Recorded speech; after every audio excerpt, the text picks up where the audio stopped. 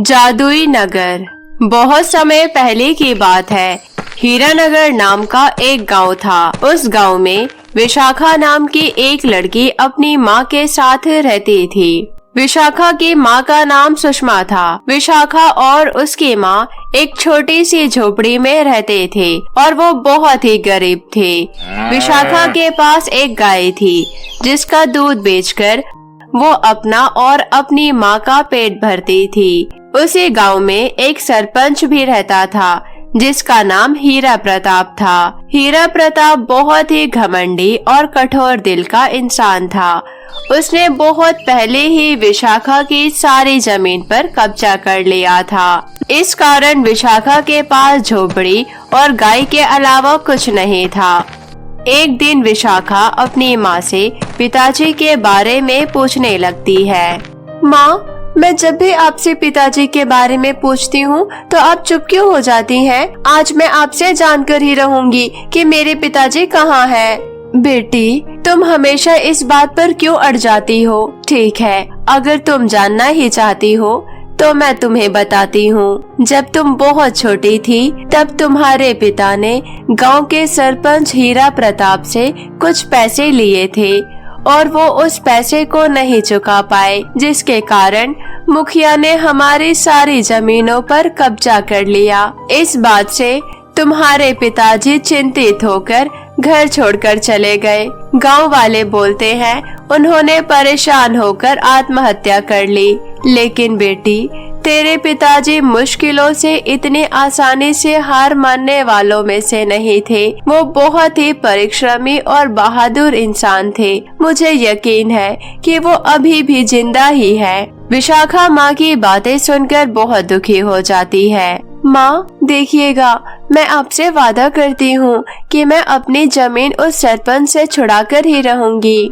इतना कहकर विशाखा वहाँ से चली जाती है। उसके बाद विशाखा अपनी गाय को चराने जंगल जाती है। धूप बहुत तेज थी जिसके कारण विशाखा को बहुत प्यास लगने लगती है। फिर वो पानी की तलाश में इधर उधर भटकने लगती है। तभी उसकी नजर एक छोटी सी कुटिया पर पड़ती है। वो कुटिया के पास जाती है तो वहाँ पर एक जादूगरनी को देखती है।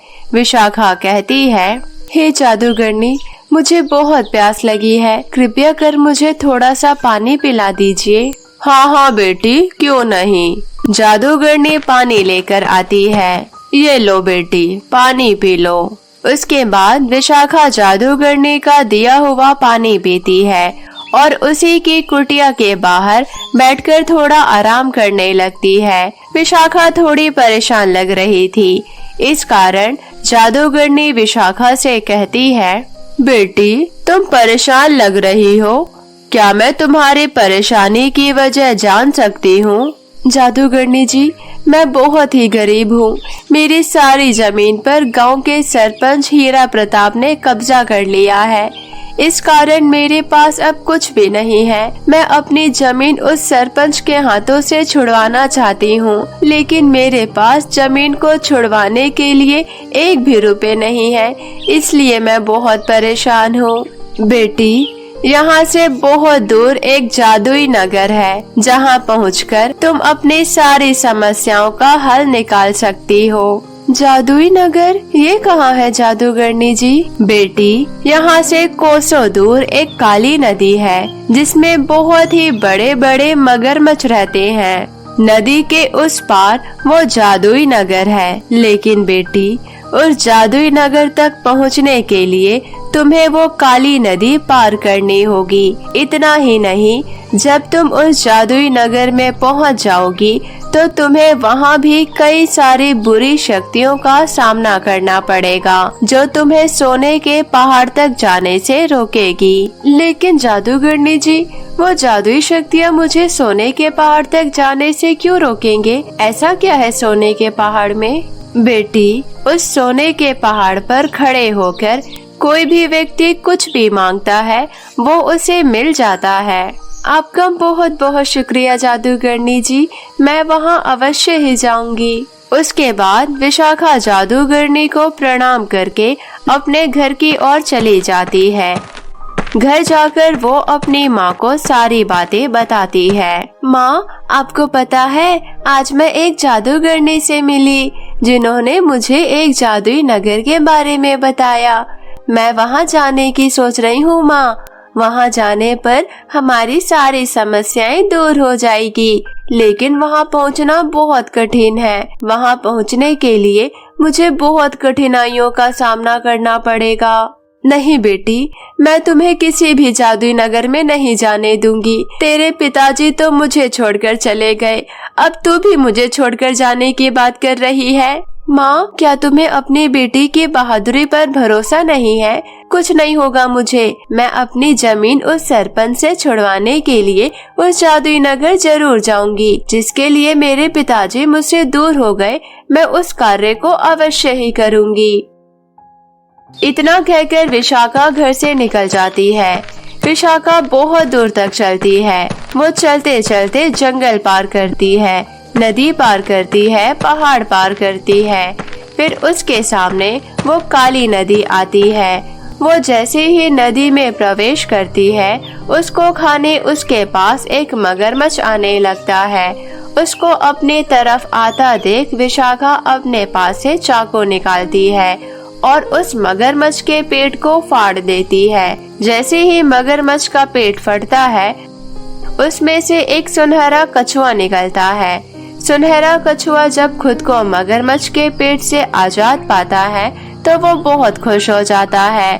तभी उसमें से आवाज आती है, आज तुमने मुझे मगरमच्छ के पेट से आजाद किया है, इसके लिए मैं तुम्हारा सदैव आभारी रहूंगा। फिर विशाखा उस जादुई नगर के बारे में सुनहरे कछुए को बताती है। वहाँ पहुँचना तुम्हारे लिए बहुत ही मुश्किल है, इसके लिए तुम्हें बहुत कठिनाइयों का सामना करना पड़ेगा। फिर वो कछुआ विशाखा में एक बहुत बड़ी शक्ति डाल देता है और उसे एक जादुई तलवार देता है। ये लो, यह जादुई तलवार है, तुम्हें हर परेशानी से बचाएगा। विशाखा वो तलवार ले लेती है और काली नदी पार करके उस जादुई नगर में पहुंच जाती है। जैसे ही विशाखा उस नगर में पहुंचती है, तभी उसको एक बहुत लंबा चौड़ा काला और भयानक सींग वाला दानव दिखता है। वो विशाखा के पास आता है और उसे अपने हथेली पर उठा लेता है। बड़े दिनों बाद कोई स्वादिष्ट भोजन मिला है, लेकिन तुम तो बहुत छोटी हो। कोई बात नहीं, तुम भले छोटी हो लेकिन तुम बहुत स्वादिष्ट हो, मुझे पता है। इसके बाद वो दानव विशाखा को खाने के लिए अपना मुंह खोलता है। तभी विशाखा उसके मुंह पर तलवार मार देती है, जिससे कि वो दानव मर जाता है। विशाखा कुछ दूर और आगे बढ़ती है। फिर उसे एक चुड़ैल मिलती है।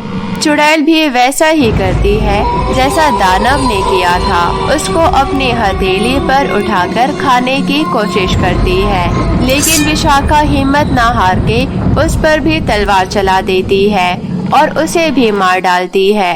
विशाखा थोड़ी दूर और आगे चलती है तो उसे बचाओ बचाओ की आवाज सुनाई पड़ती है।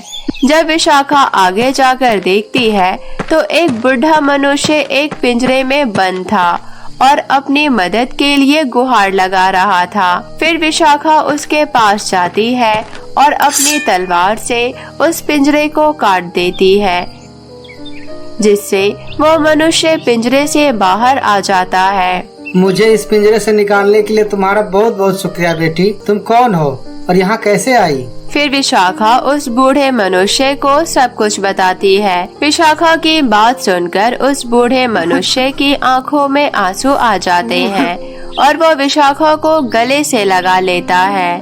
बेटी, तुमने मुझे पहचाना? मैं तुम्हारा पिता हूँ। बहुत साल पहले मैं अपनी जमीन उस सरपंच के हाथों से छुड़वाने के लिए इस जादुई नगर में आया था, लेकिन एक जादुई चील ने मुझे अपनी जादुई शक्तियों से इस पिंजरे में कैद कर दिया था। विशाखा खुश होकर अपने पिताजी को गले लगाती है। तभी वो जादुई चील आ जाती है और विशाखा के पिताजी को पिंजरे से आजाद देख गुस्से में उन पर हमला करने लगती है। तब विशाखा अपनी तलवार से उस चील को मार डालती है। उसके बाद विशाखा और उसके पिताजी सोने की पहाड़ी के तरफ बढ़ते हैं। थोड़ी ही देर बाद उन्हें एक बहुत बड़ा सोने का पहाड़ दिखता है जिसमें से बहुत तेज रोशनी निकल रही थी। पिताजी देखिए, हमारी मंजिल हमारे सामने है। उसके बाद विशाखा पहाड़ पर चढ़ जाती है और पहाड़ से बहुत सारा धन मांगती है, जिसे लेकर विशाखा और उसके पिताजी वापस अपने गांव पहुंच जाते हैं। गांव पहुंचकर उसके पिताजी अपनी जमीन उस सरपंच से छुड़वा लेते हैं और खुशी खुशी अपने परिवार के साथ रहने लगते हैं।